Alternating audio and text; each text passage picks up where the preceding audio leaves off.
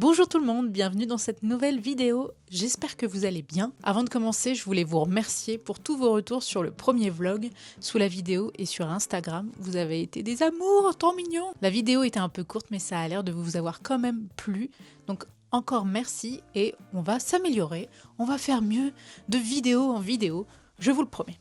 Aujourd'hui on est mardi et avant de débuter cette petite journée, je voulais vous faire un petit point administratif parce que j'ai eu pas mal de questions sur les réseaux concernant qu'est-ce qu'on doit faire une fois arrivé sur place. Parce que avoir le visa, c'est la partie la plus compliquée, mais sur place, il y a encore 2-3 petites étapes à faire pour être tranquille avec l'administration. Une fois arrivé à l'aéroport et qu'on passe tous les checks de l'immigration, on nous donne une carte de résident, la Resident Card, où figure sa photo, son nom, son prénom, le type de visa. Et en fait, cette carte, c'est votre nouvelle carte d'identité sur le territoire japonais. Et dans les 15 jours qui succèdent votre arrivée, vous devez vous enregistrer auprès de la mairie de l'arrondissement dans lequel vous vivez. Donc nous, c'est ce qu'on a fait la semaine dernière. Je ne peux pas vous montrer parce qu'il y a plein d'infos confidentielles sur la carte, mais je vais être obligée de vous flouter. Ou alors je vais essayer de vous trouver un petit modèle sur internet pour vous montrer juste là. Au dos de cette carte, la mairie valide votre adresse, donc elle inscrit votre adresse et tamponne le fait que vous êtes bien enregistré. À chaque changement d'adresse, vous devez faire cette même procédure. Donc, il y a plusieurs lignes et au fur et à mesure de votre vie, les lignes se remplissent. En même temps que cette validation d'adresse, on doit également souscrire à l'assurance santé nationale pour un peu débunker les systèmes de santé à l'étranger comparé à la France. Si vous allez chez le médecin au Japon, l'assurance maladie nationale prend 70% des frais à sa charge et vous n'allez payer que les 30% restants. Ensuite, ça peut être complété par une assurance privée ou l'assurance sociale de votre entreprise. Un peu le même principe que la mutuelle en France. Toutes ces démarches valident une autre étape qui s'appelle My Number. 10-15 jours après l'enregistrement à la mairie, on reçoit un courrier par la poste, le petit pamphlet avec toute l'application et cette petite mascotte trop mignonne en forme de lapin. C'est un numéro d'identification individuelle et qui permet de vous identifier et de faire plein de démarches. Par exemple, si on n'a pas la carte My Number, on ne peut pas ouvrir de compte en banque. Donc c'est un peu compliqué. Ça prend un peu de temps parce que la demande se fait en ligne très rapidement. En 5-10 minutes, c'est fait. Sauf qu'après, il faut attendre 1 mois pour avoir la notification par courrier comme quoi votre carte est disponible à la mairie. Donc on va encore attendre un peu avant d'avoir un numéro de téléphone japonais et un compte en banque. Ça, c'était le programme d'hier. Il nous reste une chose à faire, c'est de souscrire au fonds de retraite national, pareil, qui est obligatoire pour toutes les personnes de plus de 20 ans, que vous soyez japonais ou ressortissant étranger. Et pour faire ça, il nous faut la carte My Number. Donc on va attendre encore un peu, on retournera à la mairie avec cette fameuse carte pour payer le fonds de pension de retraite. C'est à peu près 1500 yens par mois, ça dépend des arrondissements et des villes, mais je crois que c'est à peu près ça par chez nous. Aujourd'hui, le soleil est revenu, donc on va aller faire quelques courses avant et de profiter encore un peu des cerisiers. Ça fait plusieurs jours qu'il pleut, donc j'ai peur que la floraison ait pris un petit coup dans l'aile, mais on va aller voir ça. Et puis je vous emmène avec moi pour le reste de la semaine, comme la semaine dernière.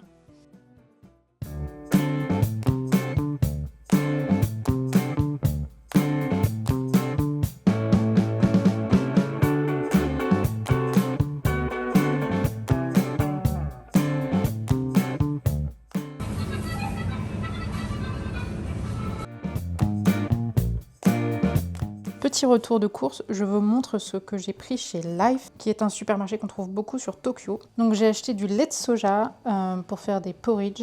Donc j'ai acheté aussi de l'avoine, des soba pour manger en zaru soba, donc en froid avec un petit bouillon. Ça va être parfait pour ces prochains jours quand il va commencer à faire plus chaud. Ensuite, j'ai pris du natto parce que moi j'adore ça. Et au petit-déj, c'est super, ça fait un bon apport de protéines. Ce sont des graines de soja fermentées. C'est un peu visqueux, mais c'est très bon pour la santé. Des petits yaourts, alors je teste tout ce qu'il y a dans le rayon. Ensuite des aubergines, des champignons, du daikon au yuzu, donc c'est des morceaux de radis blanc marinés dans du yuzu. En accompagnement avec tous les plats, c'est hyper bon. Du curry black, donc ça c'est quand on n'a pas le temps, avec des petits légumes, un peu de riz, c'est parfait. J'ai remarqué ici qu'il y avait beaucoup de jus à base de légumes et de fruits, principalement des légumes. Donc je les teste un peu tous pour voir ceux qui sont les meilleurs. La dernière fois j'en avais pris un, il avait beaucoup trop le goût de tomate, j'avais l'impression de boire un gazpacho dès le matin. Donc là c'est pommes, citron, carottes, chou-fleur, poivron. On va voir ce que ça donne.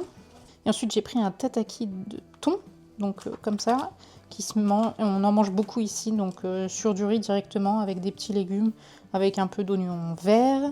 Et ensuite j'ai pris de la morue d'Hokkaido, pareil, au grill. Ce sera parfait pour un soir. Voilà les petites courses.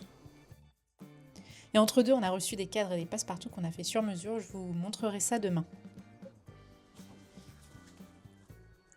Niveau déco, on a ramené très peu de choses, à part ces 2 collages. Ce sont des collages de l'artiste David Eo, qui est américano-coréen, ça doit être comme ça qu'on dit. Il a fait toute une série il y a quelques années autour de la nostalgie, dont ses cartes Pokémon. Et comme on n'a pas le droit de faire des trous sur les murs, j'ai acheté ces petites attaches autocollantes spécialement pour le papier peint, parce que là c'est un espèce de papier un peu texturé. Normalement, ça devrait tenir.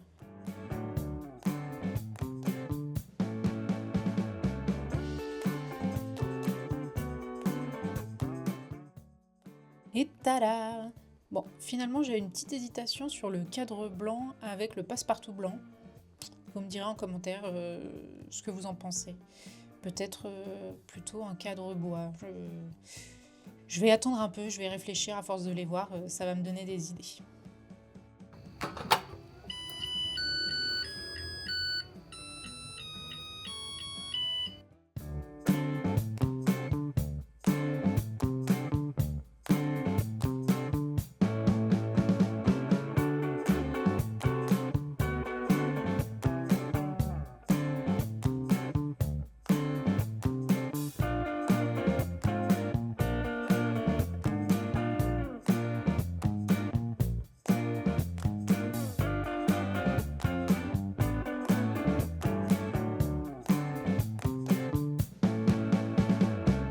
Rebonjour! On est lundi de la semaine suivante. Gros changement dans l'emploi du temps depuis ce matin puisque je vais commencer les cours de japonais. Je me suis inscrite dans une école de langue pendant quelques mois pour améliorer mon japonais. L'été dernier, j'ai passé mon niveau 4 et j'aimerais bien atteindre le niveau 3 ou 2 d'ici décembre.